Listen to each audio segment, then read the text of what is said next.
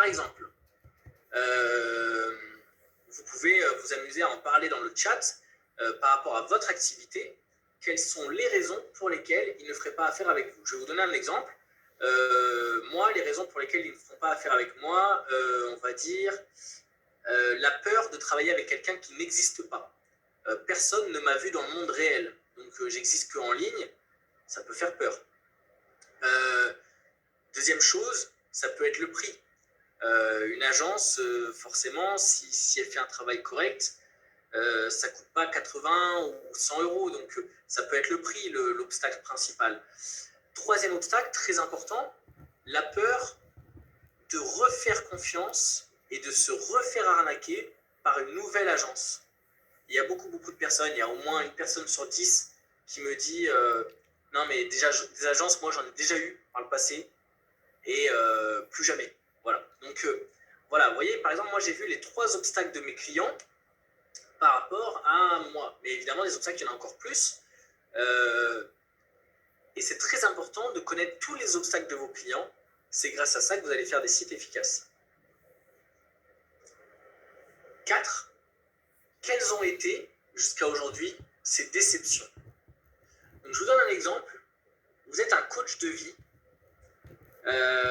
Et pour que l'exemple soit totalement juste pour tout le monde, je vais retourner l'exemple après. Vous êtes un coach de vie et donc vous conseillez les personnes sur comment améliorer leur vie, etc. Selon vous, et vous pouvez le dire dans le chat ou dans les commentaires de la formation si vous voulez, selon vous, quelles ont été les déceptions de ces personnes avant qu'elles arrivent jusqu'à vous? Quel type de professionnels ils ont rencontré avant d'arriver jusqu'à vous? Donc, je vais vous répondre dans cet exemple-là. Si je suis un coach de vie, on peut partir du principe que avant vous, ils ont vu des psychologues. Avant vous, ils ont peut-être fait des thérapies de groupe. Eh bien, pareil, si vous êtes psychologue, on peut se dire qu'avant vous, ils ont fait appel à des coachs de vie. Ou avant vous, ils ont fait appel à des thérapies de groupe. Voilà. Eh bien, vous devez utiliser les faiblesses des autres pour les transformer en force de vous-même. Donc, par exemple, si vous êtes un coach de vie, vous pouvez dire, cette fois-ci, on va s'occuper vraiment de vous. On va parler ensemble. Vous allez être le sujet principal. Alors que si vous étiez allé dans un atelier de groupe, vous ne faites au final que écouter les autres, puis parler de vous. Et au moment où vous parlez de vous, les autres sont là pour vous écouter, mais pas forcément pour vous répondre. Donc, je prends des exemples au hasard, puisque je ne connais pas les tenants et les aboutissants, mais je vous donne des exemples pour que vous puissiez utiliser vos exemples dans votre projet. Du coup, vous prenez les faiblesses des choses qui sont similaires de vous pour en faire des forces.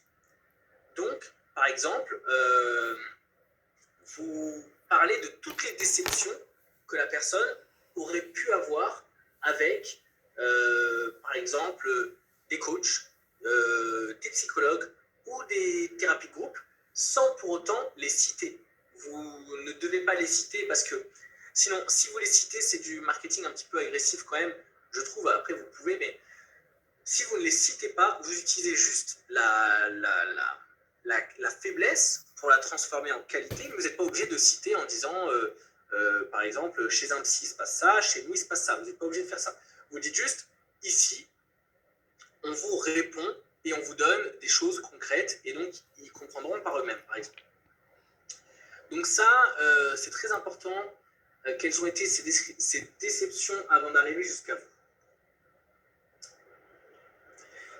Maintenant, on va parler de la loi de Pareto. J'en ai parlé un petit peu tout à l'heure. J'en ai parlé aussi dans le tout premier webinaire. Prendre en compte les 80%. Quand on est en marketing, il faut faire très attention aux exceptions. Les exceptions, ça nous intéresse très peu. Vous vous intéresserez aux exceptions quand vous aurez terminé le travail sur les 80%.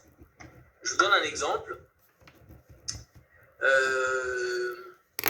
Si vous êtes un antiquaire, il y a 80% des personnes qui viennent pour vous vendre quelque chose et il y a 20% des personnes qui viennent pour vous acheter quelque chose. C'est un exemple pris complètement au hasard, complètement fictif. Si vous savez qu'il y a 80% des personnes qui veulent vous vendre quelque chose, il faut que votre site soit dirigé vers eux. Ensuite, toutes les petites exceptions, les personnes qui veulent vous acheter quelque chose, les personnes qui veulent faire un partenariat avec vous, les personnes qui veulent prendre une heure payante avec vous pour apprendre eux-mêmes à devenir antiquaires. Toutes ces exceptions-là doivent être dissimulées dans votre site. Alors que la demande principale de 80%, elle doit être amenée dès la page d'accueil. Donc ça, c'est très important. Si, par exemple, vous pensez avoir 80% de seniors sur votre site, vous devez faire un site spécialisé senior. Si vous pensez avoir 80% d'italiens sur votre site, eh bien, vous devriez faire un site en italien. Voilà, donc prenez en compte les 80% et la demande des 80%. Donc, je vous donne un autre exemple parce qu'il m'intéresse beaucoup celui-là. Chez moi, 80% des personnes qui arrivent n'ont pas prévu d'allouer un budget à leur site Wix. Du coup, j'oriente mon site pour expliquer qui on est, pour donner du contenu gratuit, pour leur donner une newsletter gratuite, une formation gratuite, des choses pas chères, des choses gratuites, parce que leur demande, c'est ça. Il faut, si par exemple, on arrivait sur mon site et il y avait marqué un énorme prix et un truc payant dès le départ, ben moi, en tout cas, je perdrais 80% de mes visiteurs. Donc, vous devez vraiment être conscient de vos visiteurs, ce qu'ils veulent réellement, vos clients, etc.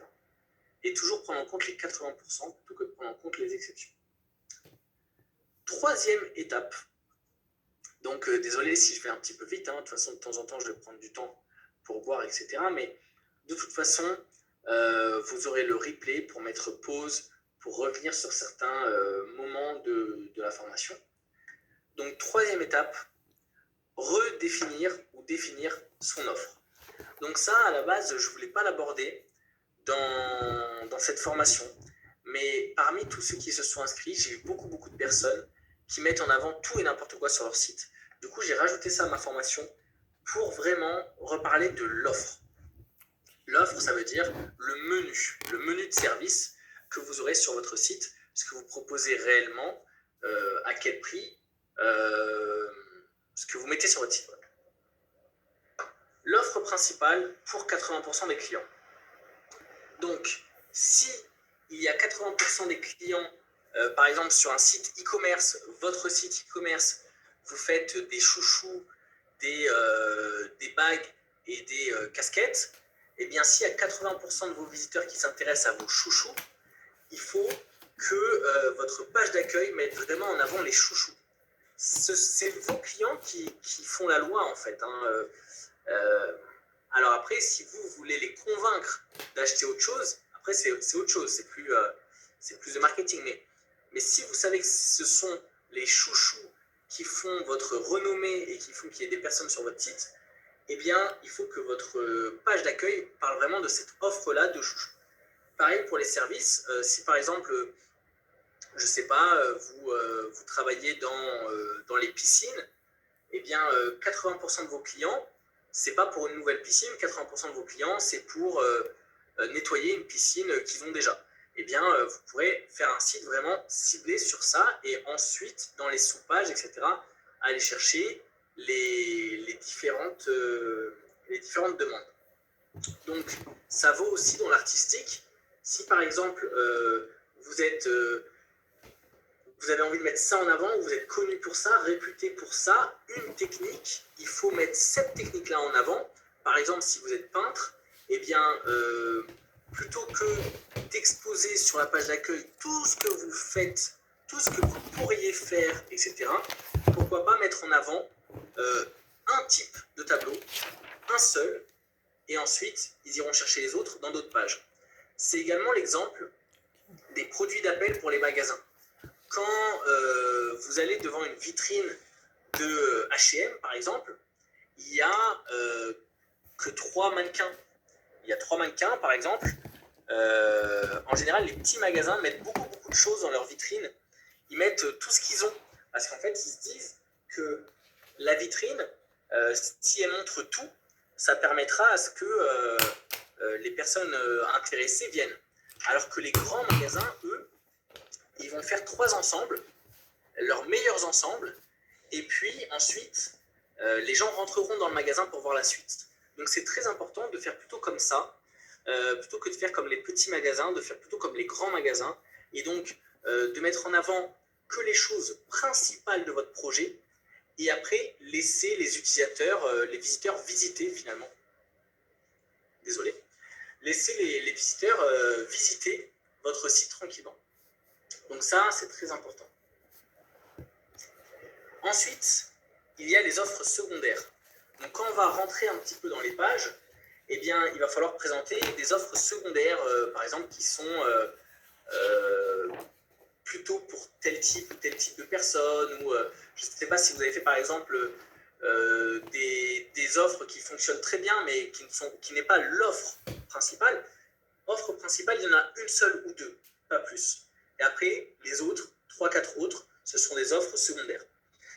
Donc, on verra des exemples très concrets, mais les offres secondaires, il faudra les mettre dans d'autres pages, ou plus bas, etc.